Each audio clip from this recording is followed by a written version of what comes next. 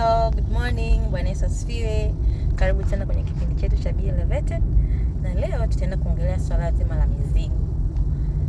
Biblia imeandika, Yesu alisema kwamba njooni kwangu wote wenye kulemewa na mizigo, nami nitawapumzisha. Sasa mzigo ni kitu chote ambacho wewe haukitaki kwenye maisha yako, kinakusumbua, kinakuletea utumwa.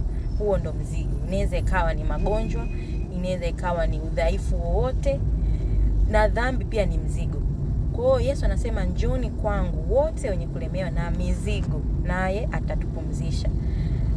Watu wengi wakipata changamoto huwa wanakimbilia watu au wanakimbilia labda wengine kwa waganga, lakini hao wote hawawezi kutoa mizigo yako, kwa sababu wao pia wana mizigo yao. Lakini Yesu anapotuambia njooni wote wenye kulemewa na mizigo atatupumzisha, yeye hana mzigo wote.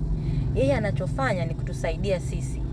Kwa hiyo labda umezunguka kwa waganga, umezunguka kwa watu ukizana atakusaidia, lakini msaada wa kweli ni kwa Yesu Kristo.